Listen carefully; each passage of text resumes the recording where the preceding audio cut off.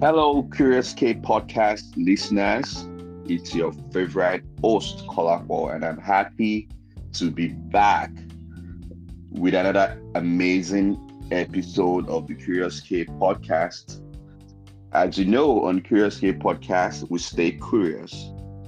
And over the past months, I've been involved in different programs.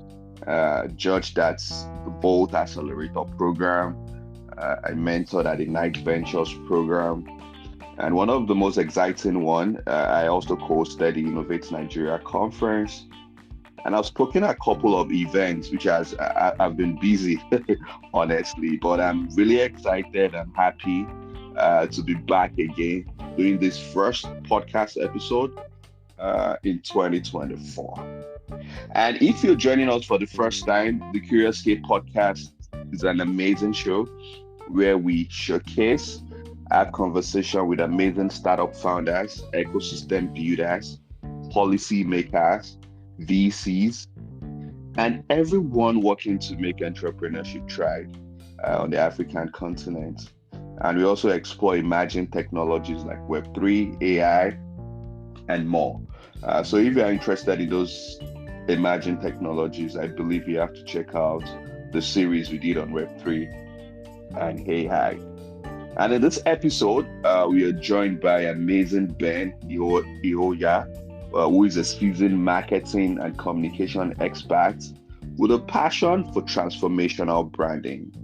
And in the course of this conversation, we'll explore the secret of crafting effective marketing communications that resonate with diverse audiences. And we'll also discuss the evolving role of technology in the marketing landscape. And in the course of the conversation, we'll also take a creative detour, which I'm looking forward to because Ben has a love for poetry, and we'll also explore how this creative expression informs his approach, to his work, which is marketing, branding, and communication. So without much ado, Ben, you're welcome to the Curious K podcast. Yeah, thank you, Kolapo. Good to be here. I've always anticipated being part of your program, the Curious K podcast, and I'm already here. Yeah, let's see how it goes.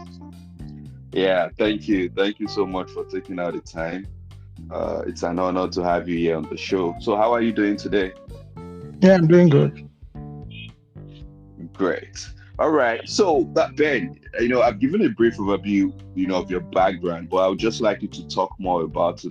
Let's get to meet you. Okay, so my name is Ben Iyoha, and I'm a brand marketing communication specialist. Specifically, I play in the areas of technology. I started my career. So I started my Okay. All right. career with one of the WPP agencies in the world, which is known as Wonderman. Wonderman here in Lagos, and I also worked with Young and Rubicam, also another WPP agency. If you know about the 54 agencies in the WPP group globally, and I started my career as a copywriter. I'd gone to also work with other organizations like in the broadcast industry. I work with Cool FM, Wazobia FM, Nigerian Info FM. I've led teams in marketing agencies. I've also worked in a PR communications agency. Currently, I work with Vertebra Limited, where I lead the brand and marketing communications efforts there. We've been, over the years, we've been responsible for several products and services cut across the technology ecosystem. And this is who I am. And like you stated, I have a knack. I have a knack for copyright. So sorry, I have a knack for poetry, and Yeah, um, and that's one thing I do on the side. Yeah, thank you. absolutely. Yeah. So, I mean, part of what informed, though I believe this is really going to be a great conversation, is going back memory lane. I remember a book by Robert Kiyosaki that I read, and there was a diagram about maybe some elements about maybe building a successful business. And at the bottom of that pyramid is communications, which is really fundamental. I mean, you can't build a successful company, you can't build a successful startup, without understanding the importance of communication within your team, with your customers, with your stakeholders, with your investors. It's just very critical because you can't just assume people know, communication is very key. So, I mean, that will just take me to like the first question, right? In terms of your experience over the years, working with different organizations, can you tell us the importance of what communication is, which I would also like to plug into transformational branding. How can businesses uh, really integrate this essence into their core? Okay, so I like to give this analogy about communications. It's just like when you give birth to a child and then you don't give the child a name. So what's the essence of giving birth to a child and the child is not named?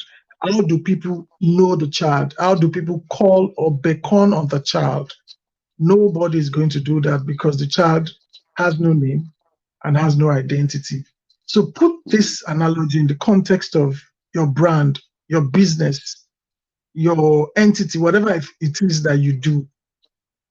Imagine that you don't have the paraphernalias of communication, like you don't follow the ethos of communication. Let's start from starting a business and creating what we call the brand identity, which goes with a lot of other entities like the visual identity. You talk about the corporate identity. You talk about even where you start to create brand equity and brand assets. So put all this together. Assume that you don't have all this, just like the child without a name. Your business would hardly ever go anywhere. Your business would just remain an idea. And that is the essence of communication. The more and the most effective way you can communicate, the better it is for every brand. And this is the reason why we can see why companies um, carry out budgets with billions, millions of naira, dollars, just to, for the function of communication. So it's really very important. Looking at transformational businesses in our time today, we've seen that the way communications and businesses have existed in the past has changed. So let me give you an example. So typically, let's put the analogy of some 15 years ago, some 20 years ago, when we used to have traditional agencies being at the center of communications. At the time, we realized that everything that happened in the communication sphere had to do with integrated marketing communications, which was traditional marketing. But today we have digital marketing. In fact, we just don't have digital marketing now. We now even have AI marketing. All sorts of subsets of marketing is coming up in the digital sphere. And when you juxtapose that to what we used to have, you can now see how companies are being able to transform from how they used to communicate to how they are now communicating. Today, we have marketing in the metaverse, where you can actually market in the metaverse. There's game marketing. People can market through gaming and gamification and all that. So that is how the ecosystem has been able to transform over the years. I remember back in the days when I used to be a copywriter, it was one of the major roles in the advertising agencies. But today, people are no more keen about being copywriters. They are keen about being content writers. So copywriting has been replaced by content writing. At that time, we used to have art directors. Art directors have now been replaced by content creators. So we have all those changes happening all over the communications ecosystem. And now that I'll say is the transformational part of the whole um, business area and the whole communication sphere. yeah. So, I mean, that's very, very important to know in terms of like the benefits and the evolution that have happened in the space over time. And you know, for businesses, right, communication, marketing, Very, very important. I think there was a data point that said Amazon spent maybe like $40 billion on marketing. And I think I was reading MTN annual reports. And I think MTN Nigeria actually spent around 40 billion naira or 40 something on marketing as well. So you have huge brands, spending a lot of money, on marketing and communication. But when you think about startups, about small businesses, they don't have this massive budget like Amazon or MTN, right? But what do you think are the fundamentals of crafting effective, marketing communication that can resonate with your audience, with your target audience, irrespective of budgets for now? What do you think are those elements people start up small businesses should watch out for? So one of the things that we look out for, so as you speak, I started to look at your statements from a point of receiving a brief. For instance, a small agency walk to me, or a small business walk up to me and they ask for some kind of brand marketing communication service, and then they are really small. They don't have that huge budget, but then they want to communicate, and because they will have to reach out to the customers out there. So what do we do essentially for small businesses is that we always advise that as a small business, you have a marketing communication plan. You have a plan. In the plan, you have a well laid out analysis of how your business is, your goals for the business. And then there's something that we typically like to do, which is when we start to look at personas. Like in the current term now, they call it, like, if you are a product marketer, you say you have to create user personas. Now, your user persona back in the days used to be what we call the target audience. So user persona analysis, or a target audience analysis, helps you to understand who the user is, where the user is, how the user likes to access the media, what media does the user access the most, what the user wants, and then you start to craft very tailored communications to this user. For instance, let's look at a product similar to something like a digital bank. Now, we understand that when you do a user persona analysis, you start to realize that Gen Zs love the digital bank. Now, not just Gen Zs, there are educated Gen Zs and there are non-educated Gen Zs. Now, where do I find the educated Gen Zs that I believe would love to use the digital banks? They're on campuses. What do they like to do? Where do they do it? At what time do they do it? What programs do they watch? What social platform do they use? For instance, they love to use TikTok. You can see I'm already drilling down to bits, to where I can actually find this person and craft something to this person, something that is budget friendly. But for the likes of MTN, sake for the fact that they are a mega conglomerate, you can really just say that this company is a Fortune 500. In that instance, you know that they just have to communicate in a very, very big way. So when you look at that budget that MTN spends, that's 40 billion naira annually, you start to see components like event marketing. They sponsor events, several events all through the year. That goes into their brand marketing communication budget for the year. They do what they call PR. Under the subsets of PR, we have several things that can go down under PR. Under public relations, you have what we call sustainability. MTN might be involved in, let's say, sustainability in, let's say, rubber. Why do they want to sustain rubber? Because maybe they buy a lot of rubber products that they use for their wiring and, their fibers that goes around the country. So they might decide, oh, we don't want rubber to go out of stock. For a company like British American Tobacco, we want to carry out sustainability for tobacco. A company like Nestle want to carry out sustainability for, cocoa. So it depends on the organization, but every Fortune 500 most likely have a sustainability department, and they carry out a project in that area to sustain something. It could be water, it could be anything, it could be hygiene, it could be, climate change. That goes still under that budget. So when you look at all the other subsets of the communication that they do, you now understand why they might be making that much money. Same for Amazon. But for a small company, you don't just want to sit down and say, oh, because I don't have 40 billion like MTN, I would not do what I need to do. That MTN budget, what goes into the real-time communication, say the TVCs, the advert might not be more than 8 billion naira for the whole year.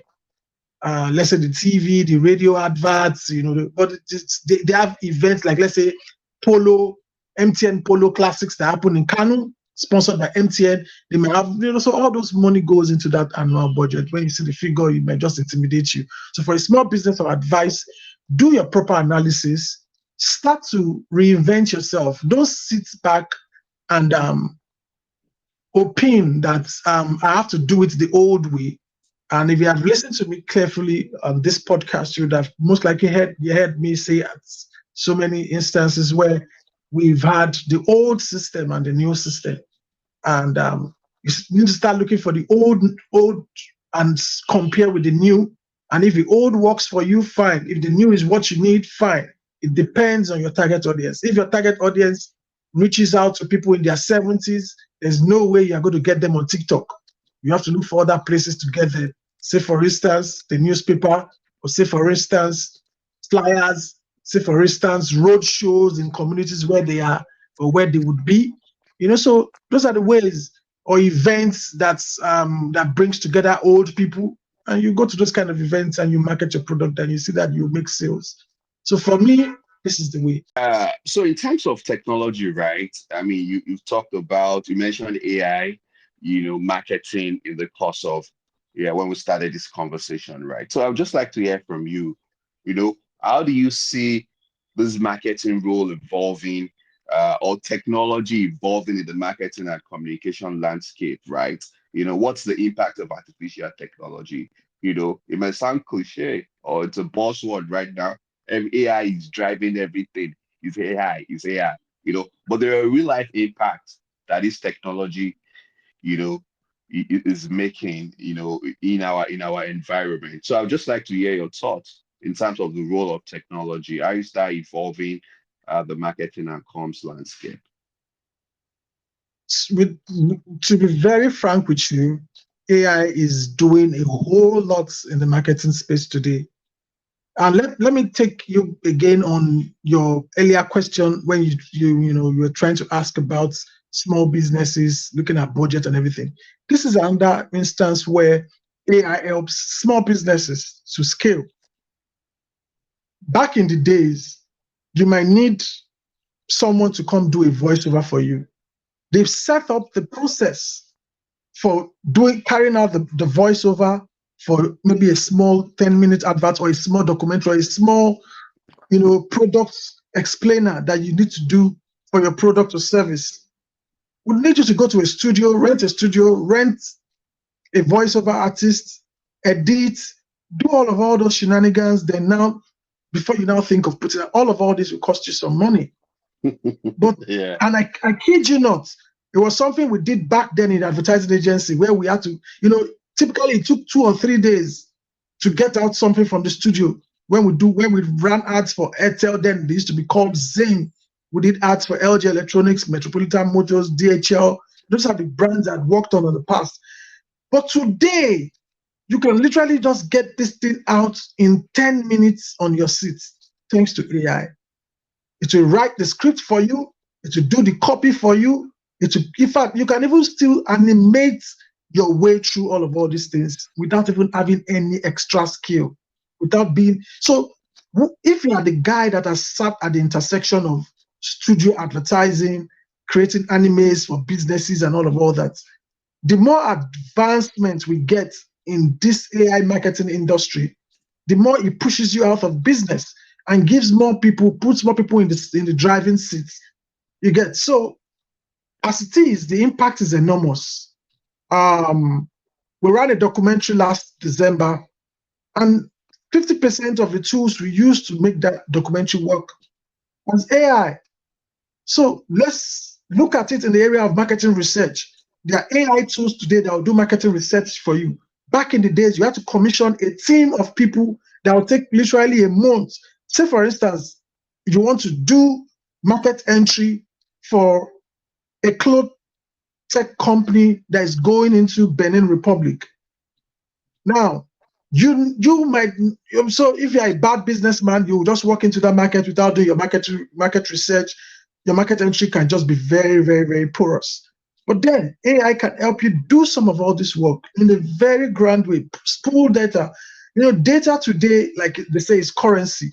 And with the advent of AI in marketing, we can now see how this data can now be very well used to enhance businesses and help them make informed decisions as they grow. So look at all the areas of marketing communication today. We find AI playing. We have generative AI. We have marketing in the metaverse. For instance, you can actually play metaverse games, or you can actually have metaverse experience.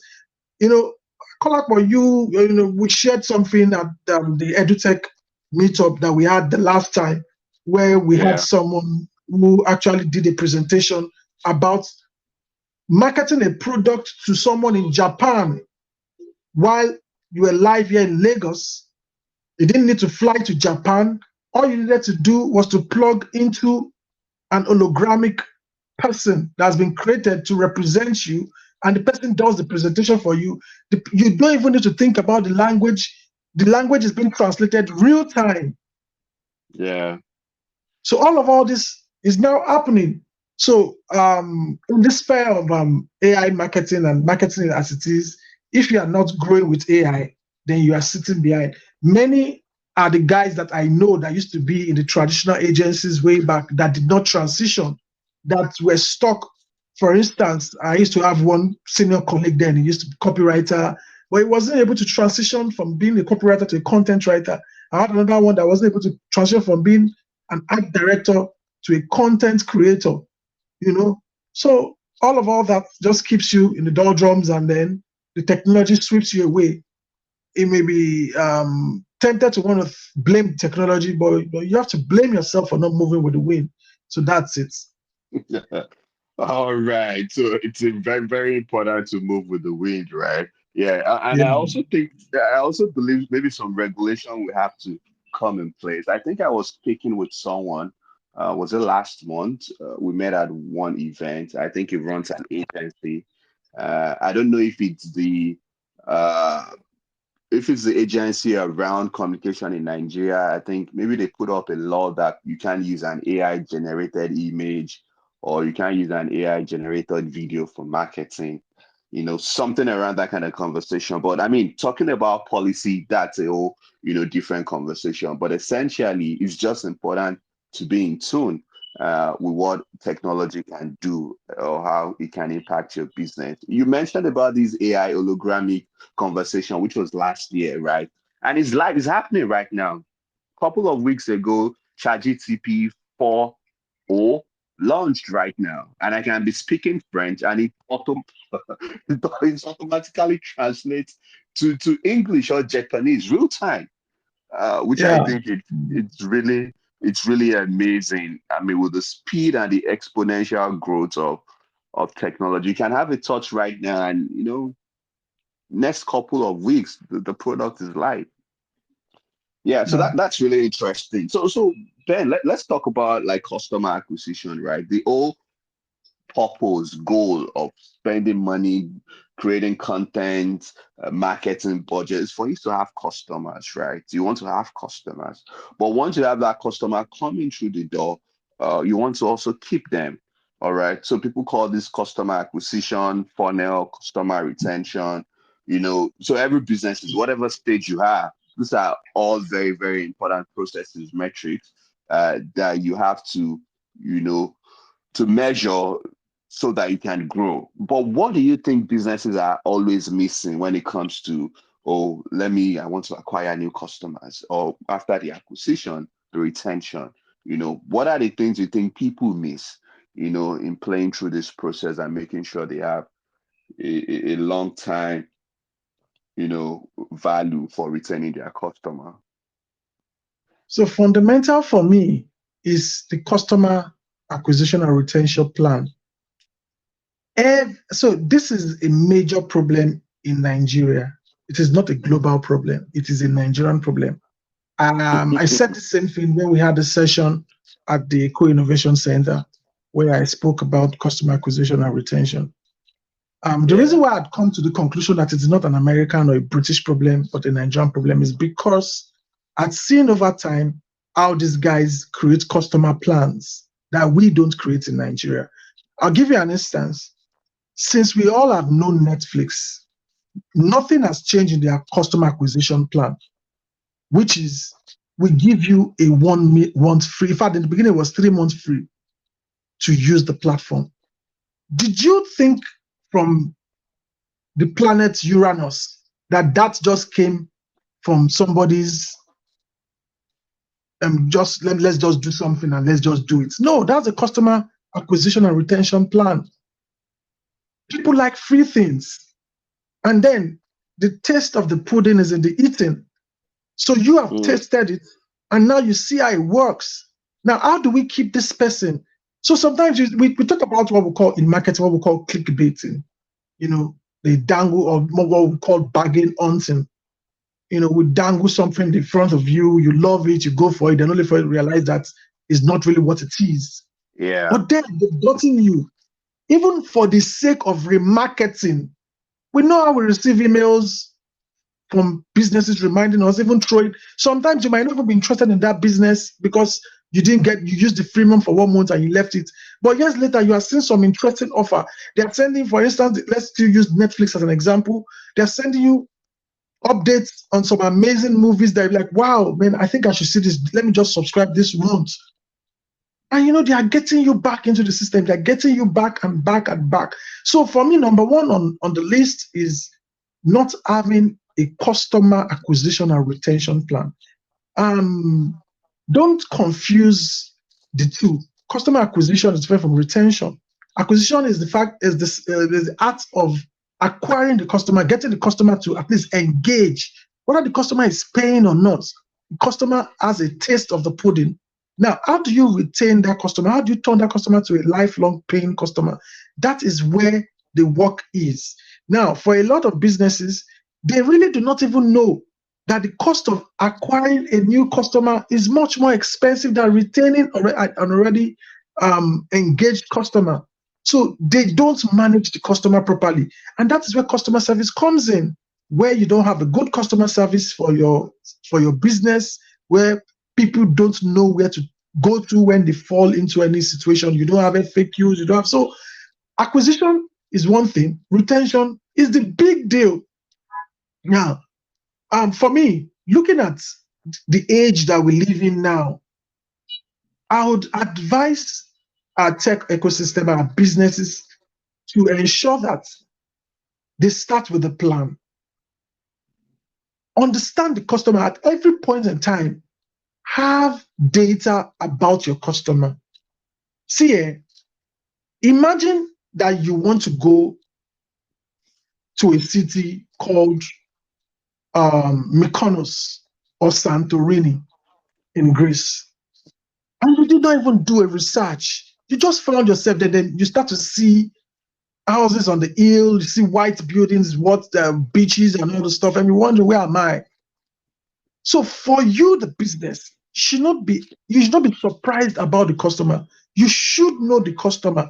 People are taking data. There are some things that you do on your own, and you start to get some kind of stuff in yourself. You're wondering, are these people monitoring me? Are these people following me? How did you know this? How did you know I want to do this? Even, Kolakwa, it was you who even said it, that you were discussing something with someone. Was it you? I know someone said you were discussing something with somebody, or for you to go to the internet and you now found that same thing was being, was following you all around the internet, like it was just on your face everywhere. Like, when they listen to my conversation, that is how much you should know. That is how much you should know your customer to be able to serve them what they want at every point in time. So for me, I really think having a plan, knowing the customer, and knowing the customer starts really from having a proper plan of your customer identity. I spoke earlier about user persona, and back in days we used to call it target audience analysis. So having a proper understanding of this customer and being able to serve them what they want. And this also speaks to updates. So you have the customer, you are not updating, you are not even taking feedback from what they really want. For instance, I'm on your mobile app, and then I really would have want add-ons that will make me have a better experience. But because you're not thinking, you're not in my shoes, you're not even thinking, you're not doing anything about it, and you're just there until somebody comes tomorrow with something better and everybody pots. So for me, these are the key things to customer acquisition and keeping the customer. Yeah, I think that's really amazing, Ben. When you are giving the Netflix example, there is this company, Audible, right? That I remembered, right? Because I mean, I used to run an audiobook company before called Talking Books. And when we were building Talking Books, then we are modeling it after Audibles, right? Audible is an Amazon company that sells audiobooks, basically, right? So I used to use Audible, and I use audiobooks.com. I use quite a number of audiobooks platform, right? While building Talking Books, right? Which is focused on African content.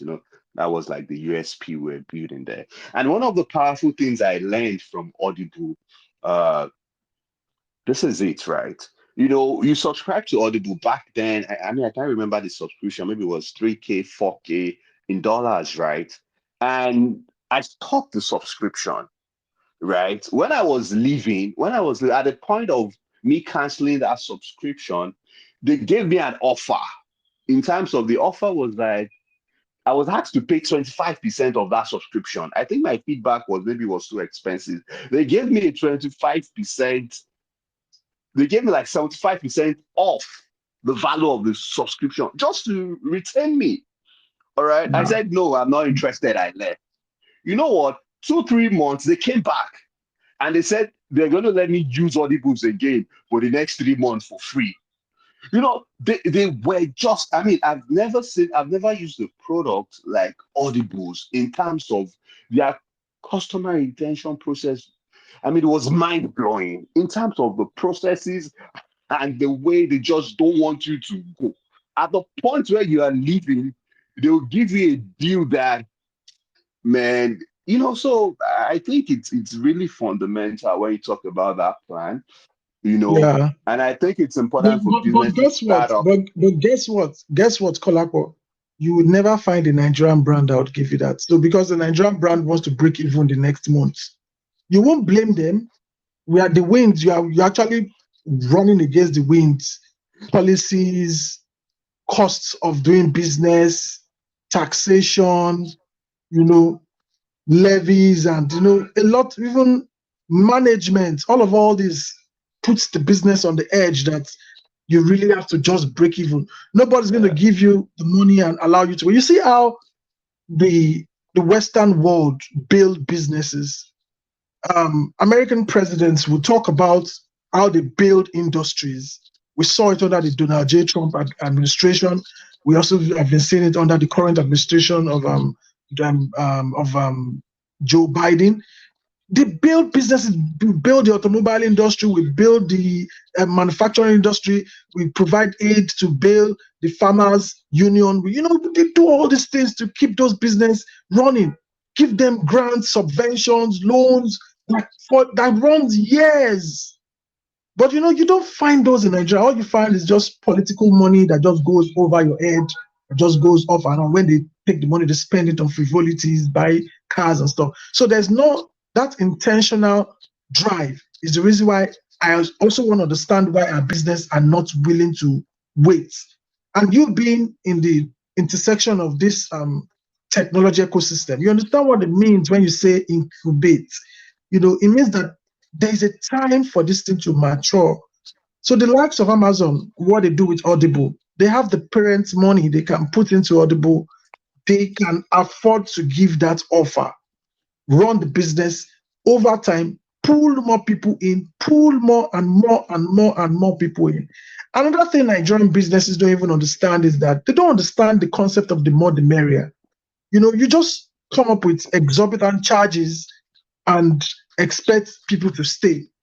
Now, I'll give an instance, and I just want to put my head out there. Let's look at the pay TV in Nigeria, in Africa. Have you not thought for once that the likes of the DSTVs, if they actually bring down their subscription to say 3,000 naira monthly for their most premium, they will have almost everybody using their platform. If they currently have 2 million subscribers in Nigeria, they will most likely have 20 million subscribers in Nigeria. But guess what? They would rather just keep the price going up, up, up, up. That is the reason why business in America, they thrive longer and they do better. Go and check charges for things in the US. Americans typically have several small charges. For instance, car insurance monthly, $30. This one, $10, $20. You know, this one small. And you wonder, it looks really small in terms of charge. But then that is what keep those businesses going. A lot of the people in the country can comfortably say, I can easily just give you $20 for cable, $10 for internet. I can comfortably do this monthly.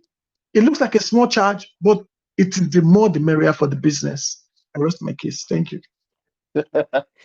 All right, then. I mean, I believe we'll grow. I mean, the ecosystem will get to a point, where business will understand that ultimately you just have to care. Even if you don't have a lot of budget. When I started this conversation, I gave an example of the Amazon annual budget in comparison with MTN annual marketing budget, right? But fundamentally, people just want to know and care. Maybe let me just quickly add this example too, right? So there's this company called Zappos too. I think Amazon acquired Zappos as well, right? And the founder wrote a book about happy customer or something. I can't remember the title, but it's really amazing. It's just about caring for customer, right? And I had somebody giving an example of Zappos, right? I think this guy is based outside of the US, and his wife called just to buy footwears on Zappos, right? And the customer care on Zappos receives the call, and she was like, "Hey, sorry, we don't ship outside of the US for now. But if you happen to have anybody in in the US, we'll ship to that person, and the person can ship to you. We can even pay for that, you know." And she Mm. was like, "Oh no, she doesn't have anybody in the US, blah blah blah." And the customer care agent said, "Okay, no worries. You know what? This type of shoe, there is another platform that sells it, and they ship outside of the US. I will give you the link to that website to buy it from that platform so you can get it." Wow. Tell me how many business we want to do that? Businesses are just very competitive. Like, why will I lose my customer? Why will I tell my customer to go and meet my competitor? But it shows that you care. Yeah. Mm. Imagine the woman getting the shoe later. If she wants to get a shoe months down the line, where do you think she's going to go? She's going to go back to Zappos. Yeah. So I understand the budget part is important. You might not have the money. People are like charging exorbitantly, but ultimately, I mean, I just think customer retention should be planned around people. People will feel it, and people can read through the lines if you don't care for them. Mm. If you're just all about their money. All right. So I just wanted to give that example and just add it. And You know, Kolako, in our technology ecosystem, there's something that is always very imminent, that is always talked about, collaboration. So this is something I've also learned from the West with the way they do business. Look at integration, even with competitors. You haven't you found realized that sometimes you want to do stuff, you can easily integrate across platforms, and you're wondering, okay, I'm using Figma. Figma is integrating with Adobe Photoshop. These guys are supposed to be competitors. If it was an African business, trust me, those guys will be bickering against each other. You find out you want to use a solution from Google and integrate with Microsoft, despite the fact they are competitors. There is that seamless. I'll give you one example now. Look at how the Google Word document works on the web. Like if I want to do a Word document real time on Google Chrome, it works seamlessly. And I can download that same document and convert it back to Microsoft Word without any kind of hassle. see the same thing that happens in that same ecosystem when you have to do with your Android phones and it's really so there's that thing called collaboration that also helps businesses to grow. That is another thing that the tech ecosystem in Nigeria and Africa needs to learn. Everything is not about competition. Go and check the payments ecosystem in Nigeria today. You will realize that there is nothing that links pay stack together with money points. Flutterwave has a persona non grata when it comes to where InterSwitch operates. Nothing. The only thing that can join them together is the CBN and the NIB switch. Beyond that, there's no collaboration. We are just competing to death, which is not a fair and healthy space to operate in. That's it. Yeah, we'll grow, we're evolving, and I'm sure with experts like you know, helping industry, advising businesses. Yeah, I mean the founders, people steering the wheel, we get to understand the value, you know, of collaboration. There is some collaboration happening. I just think we need to put more, you know, pedal, you know, to you know, to just make it move faster, and hopefully this will transform our ecosystem, our growth. I mean, and that's why we are here on Curious K Podcast, just to share those are amazing insight of businesses, you know, help founders that are listening, people that are working in organization, operators, just to get a sense on how they can improve their processes and grow. Yeah. So let's just take a detour now, right? You know, in the beginning, I mentioned we talk about your love for poetry. So can you share that with us? Apart from all this marketing, communication, branding, you know, you still do poetry. So would you mind to share that with us? Okay, so poetry for me, I would say started from when I was like 10 years old. I started to scribble words together. And perhaps poetry, you see, the thing about what you love, poetry was what led me to brand and marketing communications. So I started to do poetry. At some point, you know how you get to science class and you want to become a medical doctor. I actually studied microbiology. I actually wanted to become a doctor. But then I did not get to study medicine. I got microbiology. But poetry came back for me, you know, because you know in Nigeria today, tell me how many organizations are out there to employ microbiologists. You know, if you look at the areas that we have in microbiology, like quality assurance or quality control, typically if Nestle have like 5 or 10 microbiologists, they are good. When meanwhile universities are churning out thousands of microbiologists every year. So where do they go to? So for someone like me, poetry came true for me. So while I Mm. was still writing my poetry and, you know, going about writing poems, I shared my poem with someone. And I did at the time, the person was a copywriter in an advertising agency. I said, man, you wrote this? I said, yes. He said, if you do this, then you can do copywriting. That was the first time I heard the word copywriting. And I went to research about copywriting. I saw what they did, that they were creative writers. They wrote advertising scripts for radios, for TV, for jingles, for prints, for billboards, and all that. And they have to be creative people who can scribble words around and all that. And that was how I, you know, took interest in it. I started to do my own scribbles in copywriting. I did a lot of scribbles. I did exemplary write-up for using brands like Guinness. At the time, we had the likes of Virgin Nigeria in Nigeria. I did some write-up with them, you know, and I shared again. The person how you did it. So when they had opportunity for internship, you told me come on. You know, a lot of people came in to intern, and that was how. Of all the people who came, like close about 30 people, I was the one that was chosen. And I did the follow-up, and that was how I became a copywriter in 10. And I moved into becoming a full-time copywriter, and then I moved into strategy. I moved into, you know, so that has been my journey. And thanks to writing poetry, I remember poetry for me at the time was something that just helped me to relax, was something that helped me. At the time, I'd also had studied several types of poetry writing. There's what we call the iambic penta. So all that, I studied it. I know about what it means to write Gothic writings, and you know that is a crazy sphere on its own. You know, because that can actually take you to a realm you don't want to be in. So for me, it's the love for writing, the love for sharing good words, love for being able to, say things the way people would not really know how to say them. I'm using words. So that's poetry for me. And typically for right now, I just use it to relax. I just read to just express myself.